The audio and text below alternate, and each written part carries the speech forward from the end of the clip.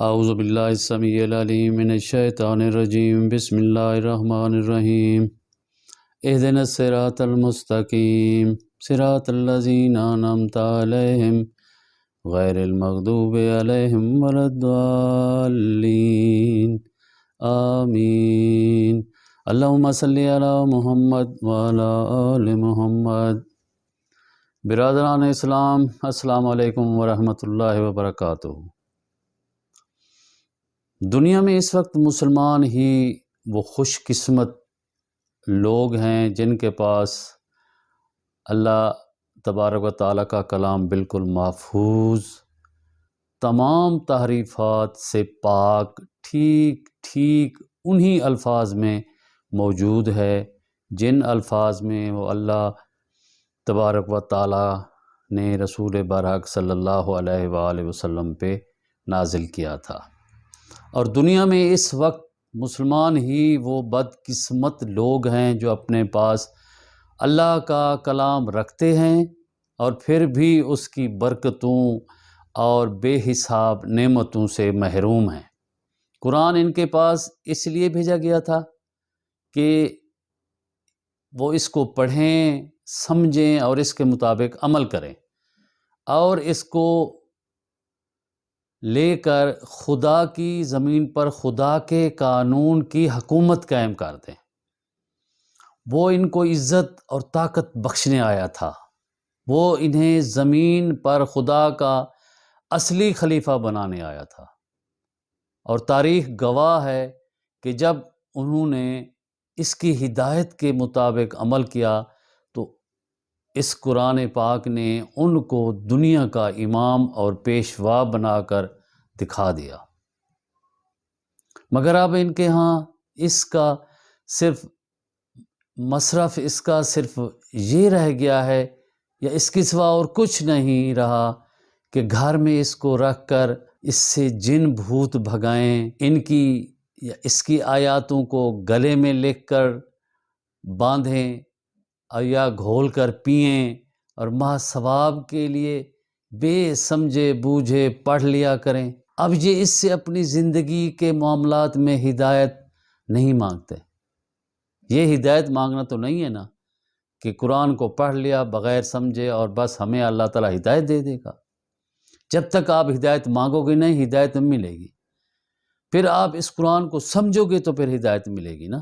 اس سے یہ نہیں پوچھتے کہ ہمارے عقائد کیا ہونے چاہیے، ہمارے اعمال کیا ہونے چاہیے، ہمارے اخلاق کیسے ہونے چاہیے، ہم لین دین کس طرح کریں، دوستی اور دشمنی میں کس قانون کی پابندی کریں، خدا کے بندوں کے اور خود اپنے نفس کے حقوق ہم پر کیا ہیں اور انہیں ہم کس طرح ادا کریں، ہمارے لیے حق کیا ہے اور باطل کیا ہے، حق اور باطل کی تمیز کا پتہ ہونا چاہیے، اطاعت ہمیں کس کی کرنی چاہیے اور نافرمانی کس کی، تعلق کس سے رکھنا چاہیے اور کس سے نہیں رکھنا چاہیے، ہمارا دوست کون ہے، ہمارا دشمن کون ہے، ہمارے لیے عزت اور فلاح اور نفع کس چیز میں ہے اور نقصان، ذلت اور نامرادی کس بات میں ہے۔ یہ ساری باتیں اب مسلمانوں نے قرآن سے پوچھنی چھوڑ دی ہیں۔ اب یہ کافروں اور مشرکوں سے، گمراہ اور خود غرض لوگوں سے اور خود اپنے نفس کے شیطان سے یہ باتیں پوچھتے ہیں۔ اگر یہ قرآن سے پوچھنا چھوڑ دیں گے تو پھر ان کو ہدایت کس طرح ملے گی؟ اگر یہ شیطان کے راستے پہ چلیں گے، شیطان جیسے لوگوں سے اور انہی کے کہنے پر چلیں گے تو گویا انہوں نے خدا کو چھوڑ کر دوسروں کے حکم پر چلنے کا جو یہ فریضہ انجام دیا ہوا ہے، یہ انہیں خود غرق کر دے گا۔ ہر جگہ بری طرح یہ ذلیل و خوار ہیں۔ آج انڈیا میں دیکھو، چائنا میں دیکھو، فلسطین، شام، لیبیا، کشمیر، یہاں سب مسلمان ذلیل و خوار ہو رہے ہیں، ان کو ذلت کے ساتھ مارا جا رہا ہے۔ قرآن تو خیر کا سرچشمہ تھا، جتنی اور جیسی خیر تم اس سے مانگو گے یہ تمہیں دے گا۔ تم اس سے محض بھوت بھگانا، جن بھگانا، کھانسی بخار کا علاج، اور مقدمہ کی کامیابی اور نوکری کا حصول، ایسی ہی چھوٹی ذلیل بے وقت چیزوں اگر چیزیں آپ مانگیں گے تو پھر یہی چیزیں تمہیں ملیں گی۔ اگر دنیا کی بادشاہی اور روئے زمین کی حکومت مانگو گے تو وہ بھی ملے گی، اور اگر عرش الہی کے قریب پہنچنا چاہو گے تو یہ بھی تمہیں وہاں پہنچا دے گا۔ یہ تمہارے اپنے ظرف کی بات ہے کہ سمندر سے پانی کی 2 بوندیں مانگتے ہو یا پھر اس سے کوئی دریا مانگتے ہو۔ حضرات، جو ستم ظریفیاں ہمارے بھائی مسلمان اللہ کی اس کتاب کے ساتھ کرتے ہیں وہ اس قدر مضحکہ خیز ہیں کہ اگر یہ خود کسی معاملے میں کسی شخص کو ایسی حرکتیں کرتے دیکھ لیں تو یہ بھی اس کی ہنسی اڑائیں، بلکہ اس کو پاگل قرار دیں۔ بتائیے، اگر کوئی شخص حکیم سے کوئی نسخہ لکھوا کر لے آئے اور اسے کپڑے میں لپیٹ کر گلے میں باندھ لے یا اسے پانی میں گھول کر پی لے تو آپ اسے کیا کہیں گے؟ کیا آپ کو اس پر ہنسی نہیں آئے گی؟ آئے گی، یقیناً آئے گی، اور آپ اسے بیوقوف سمجھیں گے۔ مگر سب سے بڑے حکیم و دانا نے آپ کے امراض کے لیے شفا اور رحمت کا جو بے نظیر نسخہ لکھ کر دیا ہے، اس کے ساتھ آپ کی آنکھوں کے سامنے دن رات ہم یہی سلوک کرتے ہیں، اور یہی سلوک ہو رہا ہے، اور کسی کو اس پر ہنسی نہیں آتی۔ کوئی نہیں سوچتا کہ نسخہ گلے میں لٹکائے اور گھول کر پینے سے کیا شفا ملے گا، بلکہ اس کو سمجھ کر اس کی ہدایات کے مطابق عمل کرنے سے آپ کو شفا مل سکتی ہے۔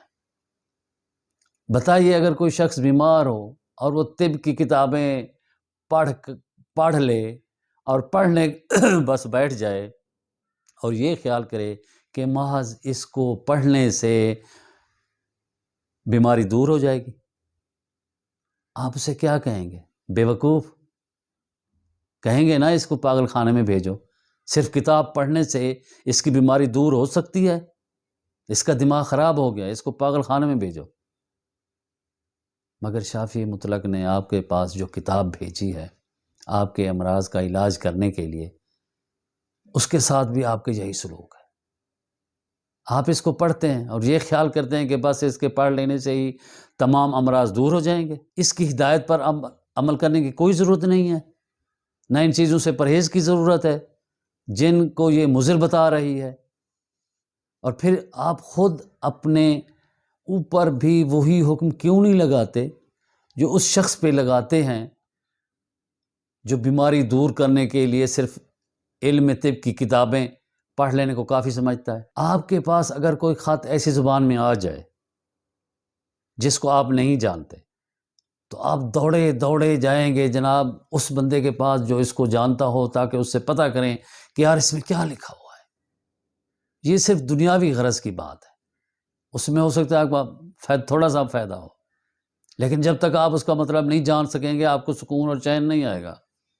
یہ معمولی کاروبار کے خطوط ہوتے ہیں جس میں 4 پیسوں کا فائدہ ہوتا ہے، مگر خداوند عالم کا جو خط آپ کے پاس آیا ہوا ہے اور جس میں آپ کے لیے دین اور دنیا کے تمام فائدے ہیں، اسے آپ اپنے پاس یوں ہی رکھ چھوڑتے ہیں۔ تو اس کا مطلب سمجھنے کے لیے کوئی بے چینی آپ میں پیدا نہیں ہوتی۔ اچھی بات ہے، یہ حیرت اور تعجب کا مقام نہیں ہے۔ یہ باتیں میں ہنسی یا دل لگی کے لیے نہیں کر رہا ہوں، آپ ان باتوں پر غور کریں۔ اگر غور کریں گے تو آپ کا دل بھی گواہی دے گا کہ دنیا میں سب سے بڑھ کر ظلم اللہ کی کتاب کے ساتھ ہو رہا ہے، اور ہم ہی مسلمان جو اس کو مانتے ہیں ہم ہی کر رہے ہیں۔ یہ ظلم کرنے والے وہی ہم ہی لوگ ہیں جو کہتے ہیں کہ ہم اس اللہ کی اس کتاب پہ ایمان رکھتے ہیں اور اس پر جان قربان کرتے ہیں۔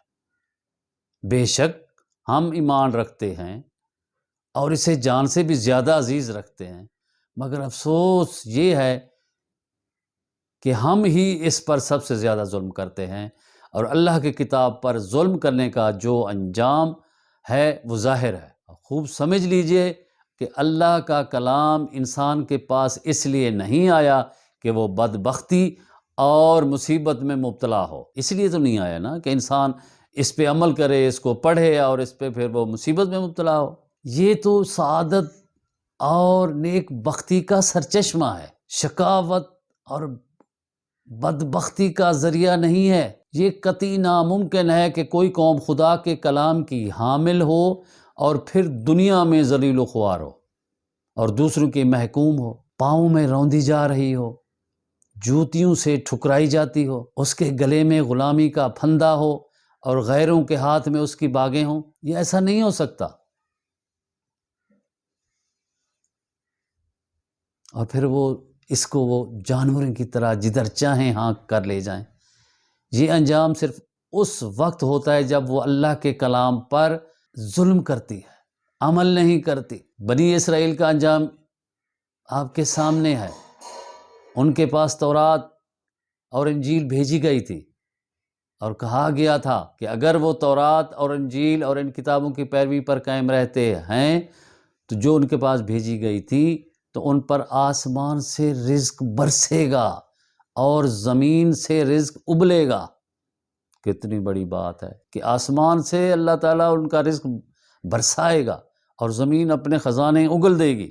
لیکن جب انہوں نے اس پہ عمل نہیں کیا، کتاب کو چھوڑ دیا، ان کی ہدایت پہ عمل نہیں کیا، تو پھر اللہ تعالیٰ نے ان پر ذلت اور محتاجی مسلط کر دی اور وہ خدا کے غضب میں گھر گئے۔ یہ اس لیے کہ وہ اللہ کی آیات سے کفر کرنے لگے تھے، پیغمبروں کو ناحق قتل کرتے تھے، اور اس لیے کہ وہ اللہ کے نافرمان ہو گئے تھے اور حد سے گزر گئے تھے۔